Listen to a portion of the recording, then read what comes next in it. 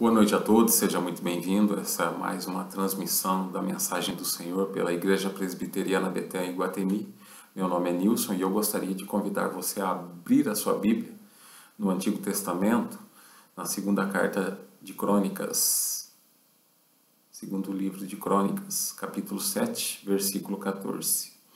Se o meu povo, que se chama pelo meu nome, se humilhar, orar, me buscar e se converter dos seus maus caminhos, dos céus eu ouvirei, perdoarei o seu pecado e sararei a sua terra. Essas são as palavras do Senhor nosso Deus e Pai, as palavras do Altíssimo. Essas palavras vêm diretamente do trono da graça de Deus.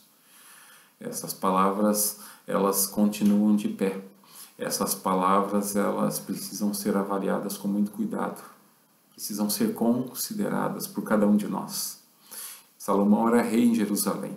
Salomão, o homem escolhido de Deus para governar o povo nesse tempo. E Salomão estava preocupado com a questão do pecado na vida das pessoas. E para que possamos entender o motivo porque dessa palavra do Senhor direcionada a Salomão para que ele reproduzisse ao povo, nós precisamos voltar um pouquinho no capítulo 6 desse mesmo livro e observarmos o que estava acontecendo. Salomão estava aqui consagrando o templo que ele havia construído ao Senhor. Salomão havia reunido uma grande assembleia de pessoas e o povo estava ali. E o templo tinha uma finalidade, para que o povo prestasse culto a Deus. E a partir do versículo 12, no capítulo 6, o Salomão ele inicia uma oração a Deus, diante do povo que estava ali reunido. Provavelmente uma grande multidão de pessoas. A festa, ela é descrita no capítulo 7, nos versículos de 8 a 10. Essa festa durou 22 dias. E no capítulo 6, dos versículos de 19 a 21, diante do povo todo reunido, Salomão reconhece a grandeza de Deus. Clama pela sua misericórdia, suplicando a Deus que ouça a oração e perdoe os pecados do povo. Eu gostaria que você lesse aí depois na sua casa, no capítulo 6, os versículos de 22 até o 36. Mas eu gostaria da sua atenção no versículo 32, no versículo 28 a 30 desse texto. Me chamou muita atenção um dos pedidos de oração do Salomão. Veja só se esse pedido não tem muito a ver com o nosso tempo, com os nossos dias, pelo que nós estamos atravessando. Será que não é tempo de nós nos arrependermos e nos voltarmos a Deus? Olha só o que está acontecendo aqui. O pedido de Salomão, no capítulo 6, versículos de 28 a 30. Perdoa, Senhor, quando houver fome, pragas ou epidemias, aflições, dores, e forem feitas orações diante de Ti, pois o Senhor conhece o coração de cada um de nós. Tenha misericórdia e estende as suas mãos em nosso favor. O capítulo 7, no versículo 12, o Senhor aparece a Salomão à noite e lhe diz: ouvi a sua oração. Segundo de Crônicas, capítulo 7, versículo 13, o Senhor vai resumir praticamente os pedidos que o Salomão fez. E ele diz: se eu fechar o céu para que não chova, ou mandar que os gafanhotos devorem o país, ou sobre o meu povo enviar uma praga. E respondendo à oração de Salomão, Deus coloca aqui de forma resumida a oração que Salomão apresentou. O versículo 13 é a oração que o Salomão apresentou. Deus está resumindo ela. Porque uma coisa é certa: Deus vê o coração de cada um de nós. Conhece os nossos pensamentos, nossas motivações, nossas intenções. Deus tudo sabe, Deus tudo vê. Seria o mesmo que dizer: se o povo se afastar de mim, precisa se arrepender. Essa é a palavra de Deus, dizendo a Salomão. O povo precisa reconhecer o erro, cair em si e se voltar de todo o coração em oração. Se voltar de todo o coração em oração é um arrependimento que seja genuíno, um arrependimento que seja verdadeiro, com atitudes que comprovem arrependimento de fato. E segundo de Crônicas, capítulo 7, no versículo 14, tem a palavra do Senhor. Essa palavra que nós lemos. Se o meu povo, que se chama pelo meu nome, se humilhar, orar, me buscar, se converter dos seus maus caminhos, dos céus eu ouvirei, perdoarei o seu pecado e sararei a sua terra. Então são condições de Deus aliadas a uma promessa de Deus. É sempre assim na Bíblia. Na Bíblia nós temos sempre virtudes e responsabilidades. A Bíblia é sempre assim. Presta atenção e você vai sempre perceber que Deus sempre coloca diante de nós virtudes. Deus sempre coloca diante de nós também responsabilidades. Ou seja, nós temos aqui a soberania de Deus, mas também temos a responsabilidade humana. A soberania de Deus que faz todas as coisas conforme o conselho da sua vontade. E a responsabilidade humana que é a nossa parte no processo, nesse processo de santificação. Então há 4 condições aqui que nós precisamos observar. 4 condições que o Senhor coloca diante de nós para que a gente possa, ser beneficiário, eu poderia dizer, dessa bênção especial de Deus. Então a proposta do nosso texto hoje é procurarmos entender, procurarmos compreender que o verdadeiro arrependimento, o genuíno arrependimento, proporciona o perdão de Deus. Esse é o tema da mensagem. E nós precisamos olhar com muito cuidado para isso. Porque essa palavra é dirigida a um povo. Essa palavra é direcionada a um povo que conhece a Deus. Por isso que no início do versículo, o Senhor diz assim, se o meu povo. Ele está direcionando essa palavra a um povo que conhece a Deus, a um povo que clama a Deus, a um povo que se coloca em oração diante de Deus, mas também a um povo que erra, um povo que peca. Então Deus diz assim, se o meu povo, então é uma palavra dirigida a um povo que conhece a Deus, uma igreja que já sabe que Deus é santo e que Deus exige santidade na vida. Eu me lembro das palavras do apóstolo Pedro, lá em 1 de Pedro, primeira carta de Pedro, no capítulo 1, versículo 16, onde ele orienta os irmãos, sede santos, porque eu sou santo. Essa é a palavra de Deus direcionada ao seu povo. Então, eu gostaria de primeiramente analisar com vocês a primeira condição, que está no capítulo 7, versículo 14. Se humilhar.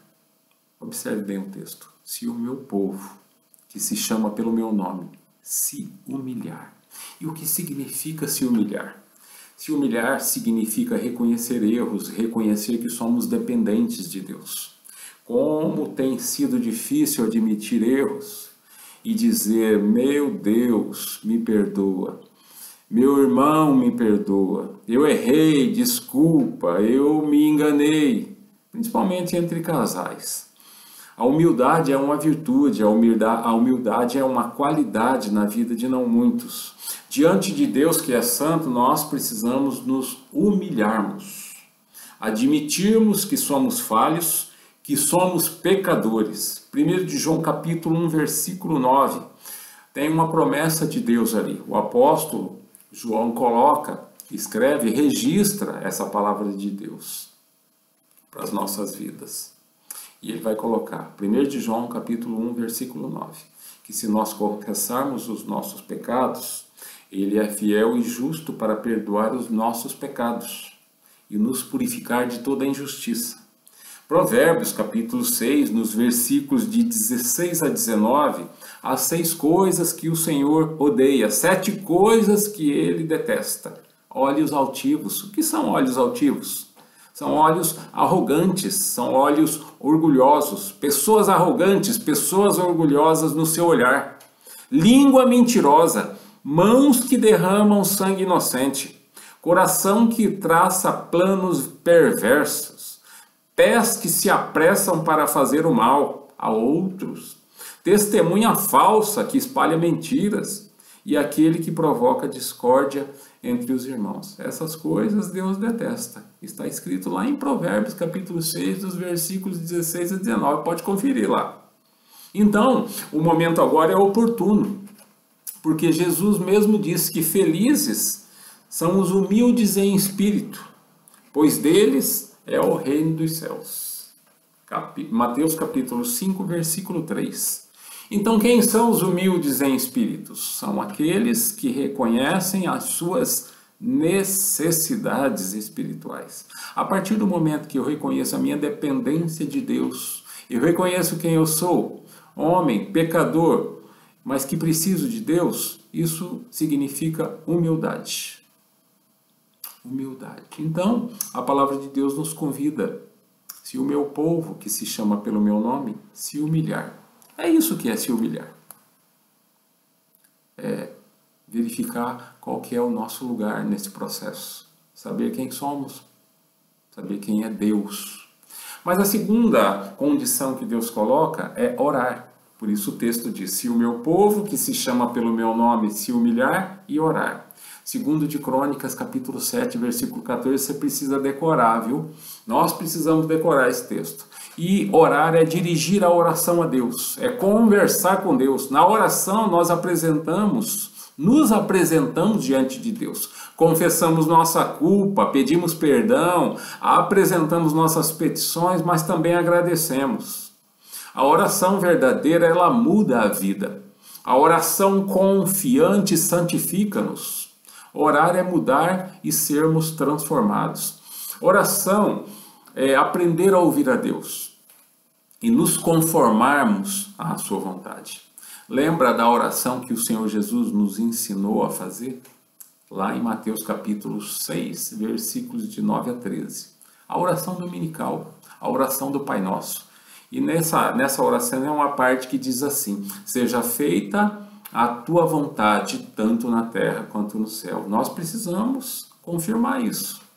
Porque se nós estamos falando para Deus, Deus, seja feita a tua vontade, tanto na terra como no céu, é porque no céu já é feita a vontade de Deus. Então na terra, nas nossas vidas, também precisa prevalecer a vontade de Deus e não a nossa. Nós não oramos porque sentimos vontade, é o Espírito Santo que nos convida a orar, é o Espírito Santo que provoca em nós o desejo, a vontade em orar. E a oração, ela é um convite a experimentarmos uma vida de santidade diante de Deus. Relacionamento estreitado, intimidade com Deus. Lembra do Salmo 25, versículo 14? A intimidade do Senhor é para aqueles aos quais Ele dará a conhecer da sua aliança. Então Deus estreita a intimidade com aqueles aos quais Ele sempre ouve em oração. Então, isso é bom. A oração é boa. Orar é bom para a saúde. Pessoas que oram, né, são pessoas melhores, são pessoas melhoradas, são pessoas que vivem melhor, são pessoas que dormem melhor. Pessoas que oram são pessoas que vivem sorrindo, são pessoas que conseguem dar graças a Deus em todas as coisas, porque o alicerce para que nós possamos dar graças a Deus em todas as coisas é a oração. Porque em situações de crise, em situações de provações, em situações de aflições, dar graças a Deus só se formos alicerçados pela oração. Orar melhora a nossa saúde física, a nossa saúde emocional e também a nossa saúde espiritual. Amém?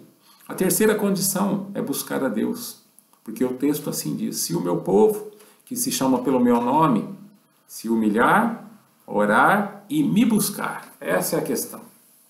Segundo de Crônicas 7,14, Deus coloca essa condição de que nós precisamos buscá-lo. Procurar Deus, examinar Deus. Isso precisa ser continuamente. Isso precisa ser a partir da oração, mas também a partir da leitura da palavra, meditação na palavra. Jesus é o grande exemplo, o grande modelo de relacionamento com o Pai. Ele disse, Então vocês clamarão a mim, virão orar a mim e eu os ouvirei. Vocês me procurarão e me acharão quando me procurarem de todo o coração. Essa é a palavra do Senhor registrada em Jeremias, capítulo 29, versículos de 12 e 13. Então o convite ainda está de pé. Jesus ele veio para confirmar o convite, que Deus ouve as orações. Jesus veio para fundamentar esse convite. Lembra de Mateus capítulo 11, versículos de 28 a 30? As palavras do Senhor Jesus, o convite do Senhor Jesus. Venham a mim todos que estão cansados e sobrecarregados e eu vos aliviarei. Amém? Amém. Só que tem mais. Jesus promete aliviar, mas Jesus quer relacionamento. No versículo 29 desse mesmo capítulo de Mateus 11, ele fala assim: tomem sobre vós o meu jugo, aprendam de mim, porque sou manso e humilde, e vocês encontrarão descanso para as vossas almas. Jesus nos convida ao relacionamento. Deus é para nós Salvador, mas também Senhor. Deus é para nós aquele que nos libertou, nos perdoou, mas também Deus quer relacionamento. Deus quer que nós o aceitemos como Senhor em nossas vidas. Então a obediência a Deus não é aqui uma religiosidade do fazer para se ter. Pelo contrário, enquanto a religião fala assim, eu obedeço para ir para o céu, a graça de Deus, ela vai nos informar, não, nós obedecemos pelo prazer de já estar no céu. É bem diferente, é bem diferente. Então o convite está de pé, o convite de Jesus. E ninguém pode fazer um convite como esse, ninguém tem autoridade para fazer um convite como o que Jesus fez e ainda está de pé. Venham a mim todos que estão cansados e sobrecarregados, e eu lhes darei descanso. Tomem sobre vocês o meu jugo, aprendam de mim, pois sou manso e humilde de coração, e vocês encontrarão descanso para as suas almas. E Jesus afirma que o jugo dele, ou seja, ele diz, pois o meu jugo é suave e o meu fardo é leve. Então, além da humildade na vida que nós precisamos ter, além de nós precisarmos reconhecermos de fato as nossas necessidades espirituais, além de nós orarmos e buscarmos a Deus, há ainda mais uma condição exigida por Deus. Vamos relembrar o versículo para a gente poder analisar essa última condição. Se o meu povo, que se chama pelo meu nome, primeira condição, se humilhar. Segunda condição, orar. Terceira condição, buscar. Quarta condição, se converter dos seus maus caminhos. É lógico que é uma consequência quando nós nos humilhamos diante de Deus, reconhecemos quem Deus é. Quando nós o buscamos em oração, quando nós procuramos estreitar relacionamento com Deus, a nossa vida muda. Consequentemente, os nossos caminhos mudam. Então, converter-se dos nossos maus caminhos é uma consequência. Então, nós precisamos nos afastar dos nossos maus caminhos, dos nossos maus hábitos, dos nossos maus costumes. Nos apartarmos do pecado com atitude sincera de coração. Mudar a nossa maneira de viver. É isso. Há sempre tempo.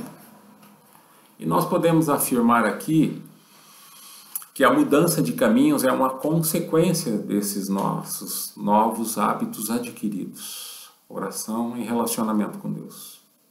Portanto, conversão ela é uma mudança de vida. E ela vai além, não sendo apenas uma decisão de se tornar membro de uma igreja. Não. Conversão é tornar-se, é o desejo, é a vontade, é a decisão, é a atitude, pela graça de Deus, de nos tornarmos membros do corpo de Cristo. A prioridade de uma pessoa convertida é Deus agora. Sua agenda mudou. Tal pessoa consagrou a sua vida, tal pessoa consagrou a sua vida a Deus. Agora ela serve a Deus dedicando-se diariamente.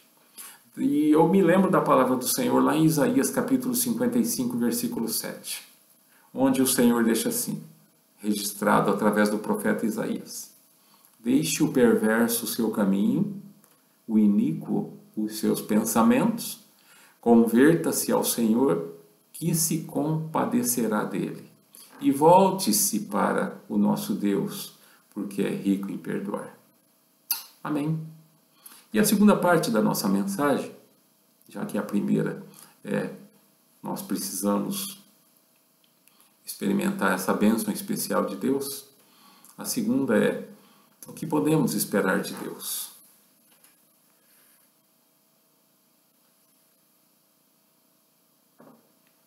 E o texto diz,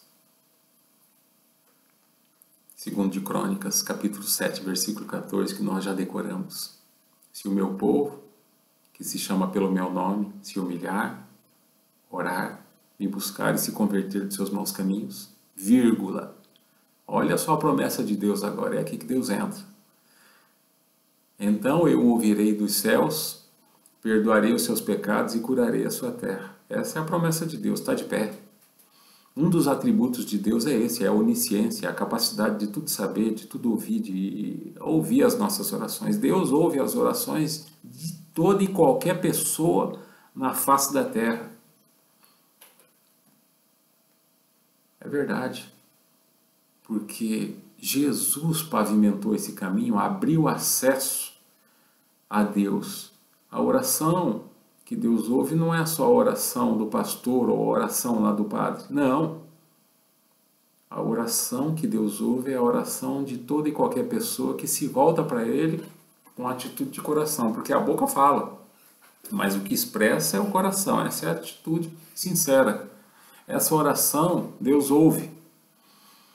Então, um dos atributos de Deus é justamente essa onisciência, é tudo saber, tudo escutar, tudo ouvir, tudo sentir. Nada escapa ao conhecimento de Deus. Os meus pensamentos aqui, eles são, conhecidos por Deus. O que você está pensando aí agora, nesse momento, nesse exato momento, Deus sabe.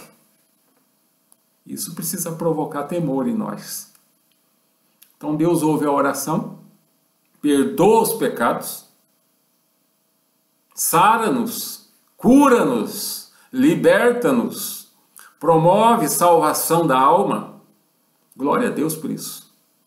Então o Senhor afirma, segundo de Crônicas, capítulo 7, versículo 15, olha só que coisa linda. O Senhor afirma: de hoje em diante os meus olhos estarão abertos e os meus ouvidos atentos às orações feitas nesse lugar. Porque o Senhor é bom e a sua misericórdia dura para sempre. É o que o Salomão registrou em 2 de Crônicas, capítulo 7, versículo 3, quando ele se reportava para a Assembleia. Ele falava assim, porque o Senhor é bom. Eles cantavam isso. Eles entoavam isso numa só voz. Porque o Senhor é bom e o seu amor dura para sempre. Então, atualizando aqui a mensagem para o Novo Testamento, que a gente precisa fazer uma atualização, a gente precisa sempre apontar, porque todo o Antigo Testamento sempre aponta para Jesus. Então, se o pecado fazia separação entre nós e Deus, antes de Jesus, o sacrifício perfeito de Cristo abriu o caminho, viabilizou o nosso acesso ao trono da graça de Deus. Porque a morte de Jesus, o sacrifício de Jesus é que abriu esse caminho. Mateus capítulo 27, lá no versículo 51, diz assim, que naquele exato momento que Jesus disse está consumado, o véu do santuário, ele se rasga de cima a baixo. Ou seja, tudo começa com Deus. Deus, nesse momento, abre caminho do homem diante dele. E quem que é o nosso intercessor? Quem é o caminho? Quem é a verdade? Quem é a vida? É Jesus Cristo. Pois há um só caminho, o apóstolo Paulo registrou. Um só mediador entre Deus e os homens. 1 Timóteo capítulo 2, versículo 5. E ele diz que esse mediador, este homem, é Jesus. Então, pelo sangue de Jesus, isso é muito forte, o sangue de Jesus derramado ali no Calvário, sangue inocente, nós fomos lavados, nós fomos purificados, nós fomos libertos do poder do pecado e nós fomos justificados diante de Deus. Por isso que o apóstolo Paulo, que entendeu a graça de Deus, ele registra aos Romanos capítulo 5, versículo 1, justificados, pois mediante a fé, nós temos paz com Deus. Nós fomos justificados em Cristo Jesus. Quando Deus olha para nós, Ele nos olha através de Jesus. São os méritos de Jesus. Por isso que as nossas obras não são suficientes para nos levar para o céu. Obras não levam ninguém ao céu. A gente pode até fazer por um determinado momento, mas chega um determinado momento que nós vamos chegar à seguinte constatação: falta mais. E como chegar? Somente Jesus. É a graça de Deus.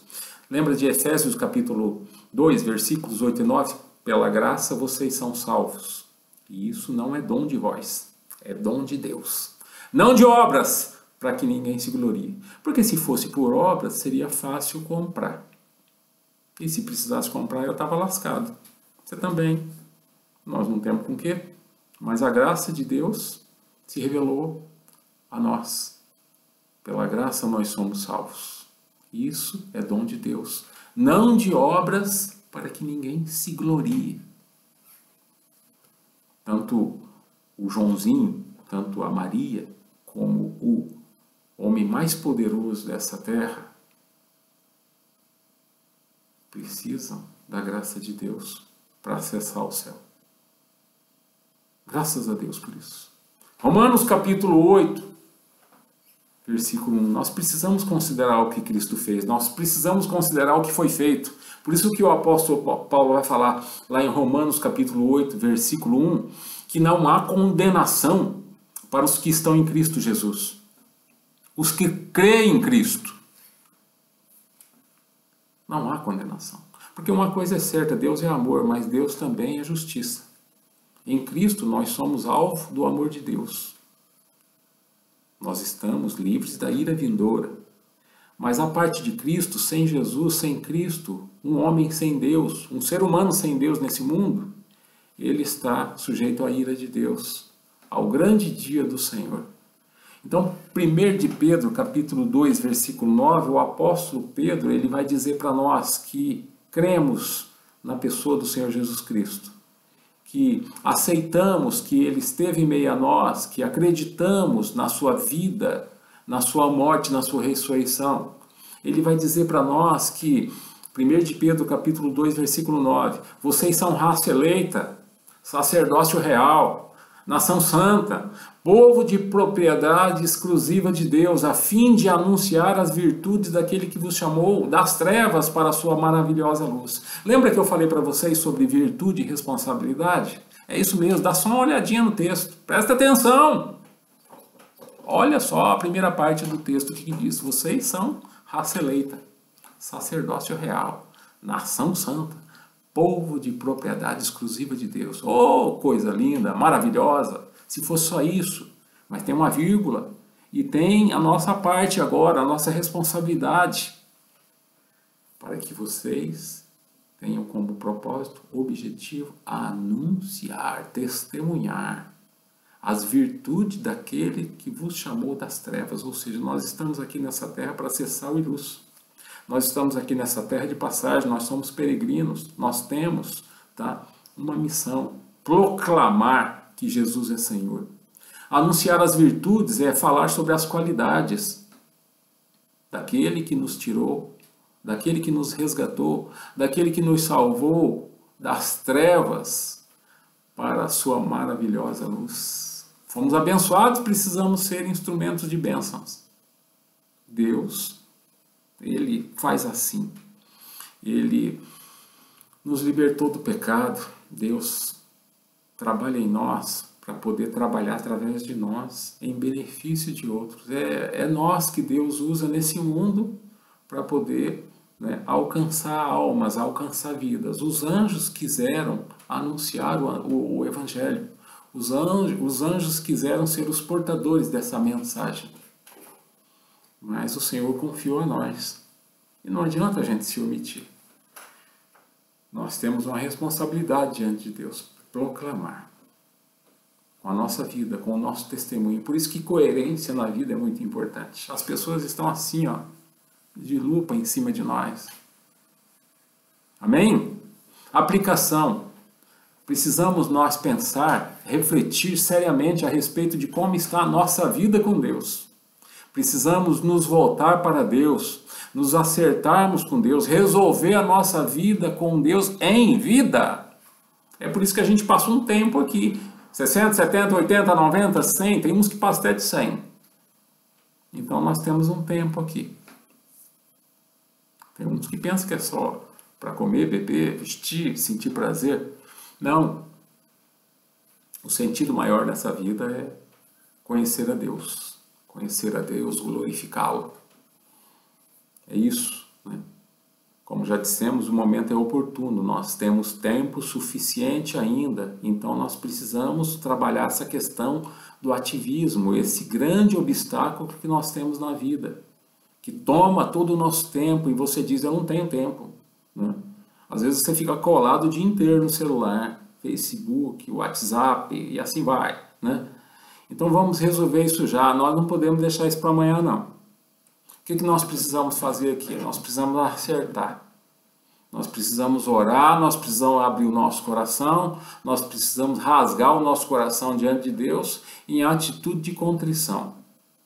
Porque essa palavra de Deus nos convida ao arrependimento.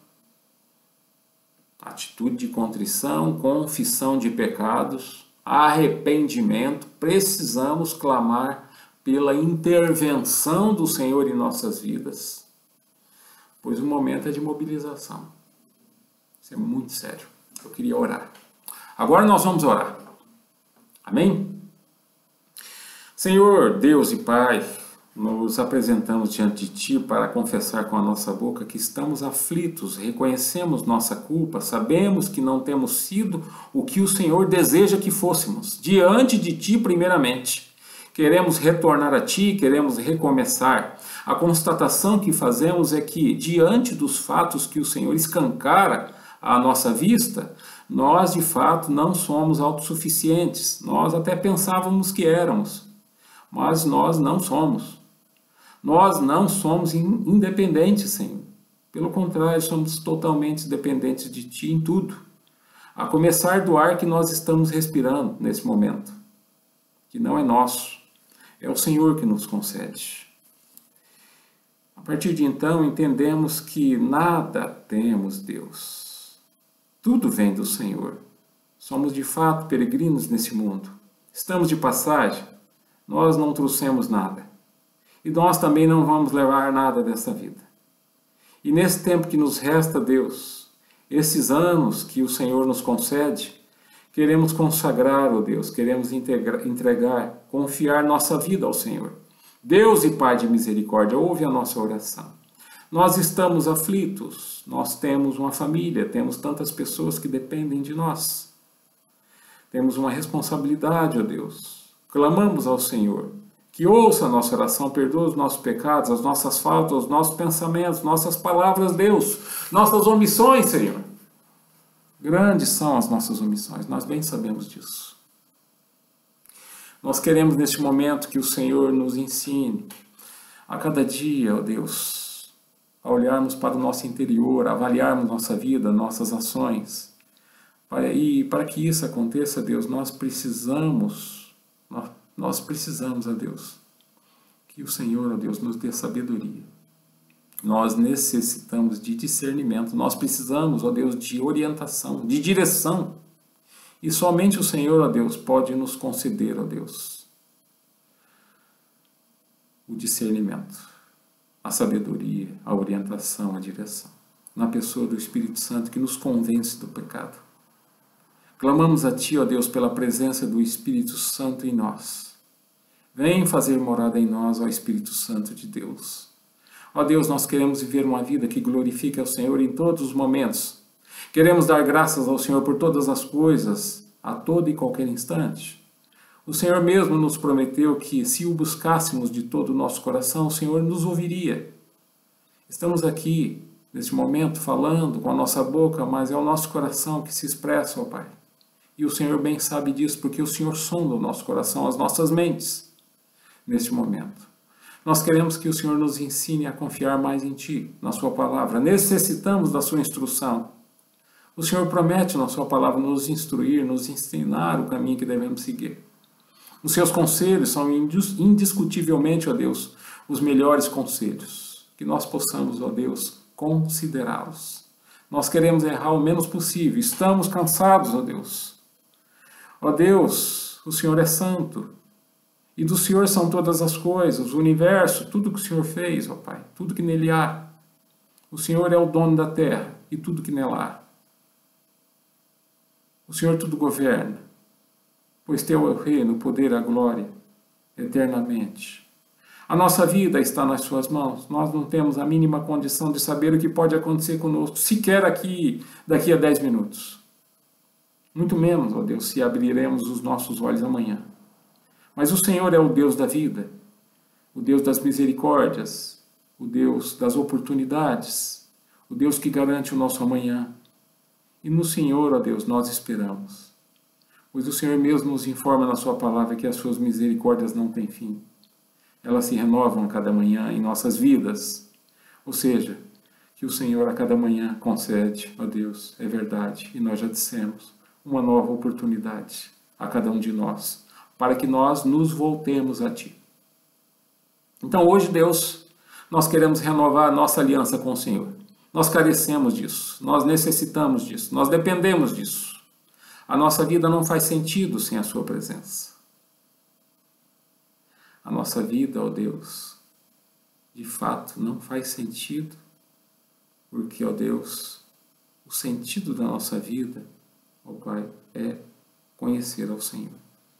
Venha ao nosso socorro, livra-nos do mal, tira de nós, ó Deus, estas enfermidades, restaura a nossa saúde, ó Deus, nos encoraja a levantar, a recomeçar. Nós temos necessidades físicas que precisam ser supridas.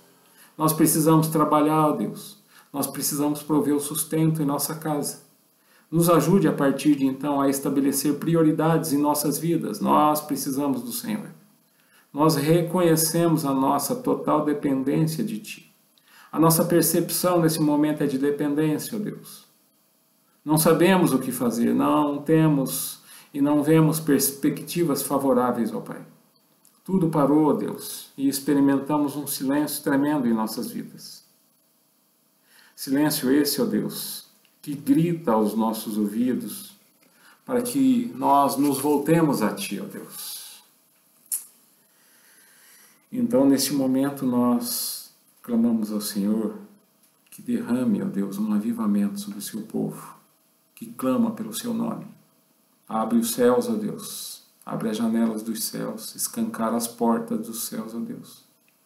Ouve a nossa oração, ó Deus, e age, Pai, em favor da Sua igreja, em favor das nações, em favor das famílias, em favor do Seu povo, em favor dos nossos irmãos espalhados pela face da terra. O povo que clama pelo Seu nome, pois o Senhor também nos informa na Sua palavra que não despreza um coração contrito e quebrantado. Perdoa os nossos pecados, sara a nossa terra, sara as nossas vidas, sara as nações, Deus. Em nome de Jesus Cristo oramos. Amém. Recebam a bênção e que a graça e a paz do nosso Senhor Jesus Cristo, o amor de Deus e as consolações do Espírito Santo de Deus repousem sobre nós e permaneçam para sempre. Em nome de Jesus Cristo oramos. Tenham uma boa semana, Deus os abençoe. Amém.